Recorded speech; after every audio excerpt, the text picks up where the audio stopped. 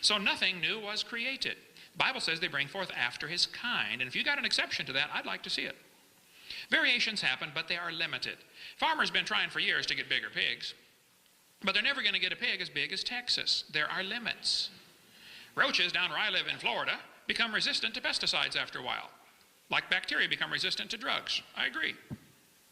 But the roaches will never become resistant to a sledgehammer. Okay, there is a limit. And the bacteria have limits to how far they can vary within their already existing gene code. They always produce the same kind of plant or animal. That's not really evolution because the information was already present in the gene code. No new information is added. Real evolution would be new information. How long would the Chihuahuas last in the real world, huh? All these varieties that we get, if it wasn't for somebody protecting them, they wouldn't survive. Turn all the Chihuahuas loose back into the woods. They'd run up to the wolf. Yip, yip, yip, yip, yip, crunch. End of gene pool, right? Genetic information is always lost, not added. Real evolution means an increase in genetic complexity. I defy anybody to show me where that's happened and produced any changes in the population. I grew up in Illinois, corn country. We got so many kinds of corn, they number them. But you can crossbreed your corn from now till the cows come home, and you will always get corn. You will never get a hamster or a tomato or a whale to grow on your corn stalk, okay? It ain't going to happen. Variety of dogs happen, I agree. This Irish textbook calls it divergent evolution. They say the poodle, the terrier, and the collie had a common ancestor. Oh, come on, it's still a dog. Giving it a fancy name doesn't change the facts. It's not divergent evolution, it's a variety of dog. That's deceptive. See, they're going to give this as evidence for evolution, and then the kid psychologically is going to think the whole theory's been proven, when nothing could be further from the truth. This Mexican textbook says the zebra and the horse had a common ancestor. I agree. And it looked like a horse. Four-wheel drive, genuine leather upholstery, all the standard equipment. Okay, it was a horse. They got big horses and little horses today, all kinds of them.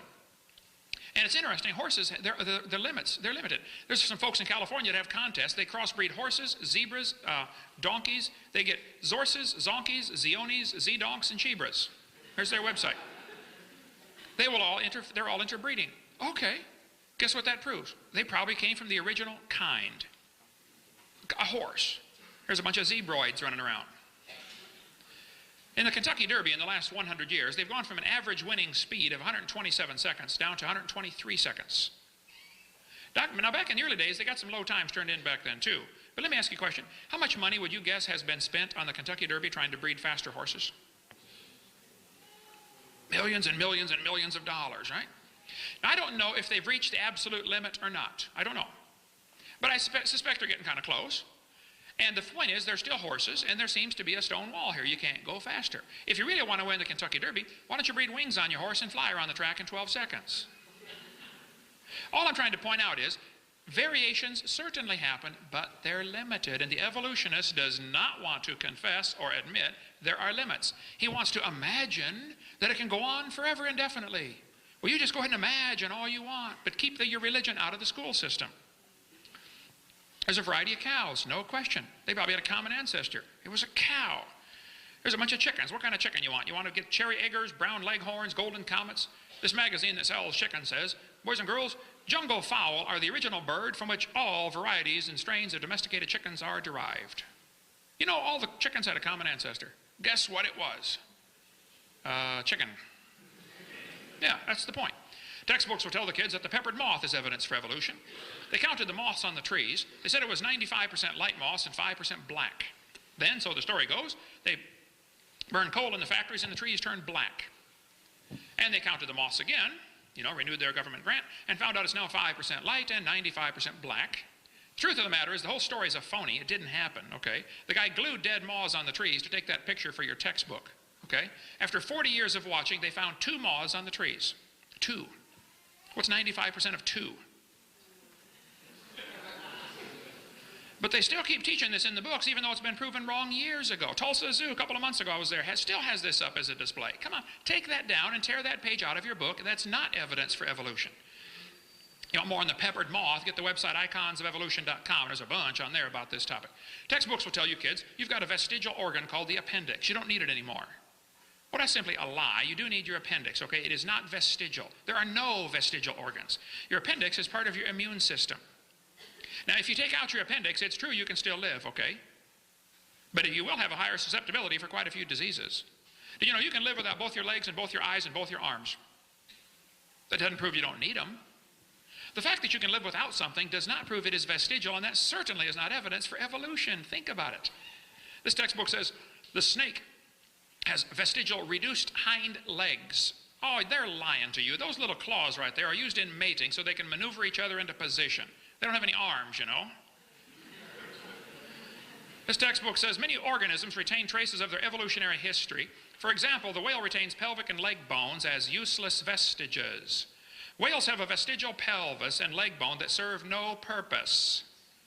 They have hind limb bones that have no function. This is in textbooks all across the world. Just imagine whales walking around. It's true. What are they talking about? They're talking about those bones right there. Just imagine the whale walking around. I can't imagine. It says the whale's pelvis has no apparent function. The whale's pelvis is evidence of its evolution from four-legged land-dwelling mammals. This is simply a lie, okay? Those bones are necessary, there are muscles attached to those specialized bones to allow the whales to reproduce. It has nothing to do with walking on land. It has to do with getting more baby whales.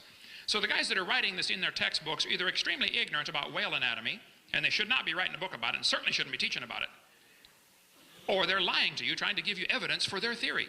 That's not evidence for the theory. Those are not vestigial pelvises. Any more than your kneecap, since it's not attached to other bones, is vestigial. Okay, or the hyoid bone, it's not attached either, but it's not vestigial. These bones are anchor points that muscles attach to for reproduction. This textbook says humans have a tailbone that is of no apparent use. Its vestigial structures is viewed as evidence for evolution. Oh, the tailbone is not vestigial. I was in a debate in Alabama with the president of the North Alabama Atheist Association. He got up in front of God and everybody and said, folks, we got proof for evolution. Humans have a tailbone they no longer need. I said, Mr. Patterson, I taught biology and anatomy. I happen to know there are 9 little muscles that attach to the tailbone, without which you cannot perform some valuable functions. I won't tell you what they all are, but trust me, you need those muscles. I said, now, if you think the tailbone is vestigial, I will pay to have yours removed. Bend over. That's not a vestigial tailbone, okay? And by the way, kids, if any biology professor or any anatomy professor ever tells you the tailbone is vestigial, my offer is still good. I will pay to have theirs removed. Tell them put up or shut up. It is not vestigial, okay? This textbook says the coccyx at the end of the human vertebral column is no apparent function and is thought to be the remainder of bones that once occupied the long tail of a tree-living ancestor. They told me when I was a kid, man used to have a tail, but he lost it because we didn't need it. I thought, didn't need it. Have you ever thought how handy a tail would be? Have you ever come to the door with 2 sacks of groceries? And you could open that thing up and walk right in there, you know. It's not vestigial. That's a lie. And a lot of functions for those tailbones, all right? There are no vestigial structures, and if there were, that would be the opposite of evolution. We could talk for hours, and we're going to quit here in a few minutes, but all the evidence that they're using, like Lucy, Australopithecines, you know, as evidence for evolution. First place, it's a fossil. It doesn't count for anything. You don't know Lucy had any kids. Okay? Secondly, Lucy, all those that studied Lucy said it's just a vestigial, it's just an unusual monkey. It could walk upright, possibly, we don't know for sure. It had an angled femur. Any monkey that climbs trees has an angled femur. Okay? We'd cover that a lot more in that, or in the book Bones of Contention, there's a lot about Lucy and other so-called missing links. They give, in the National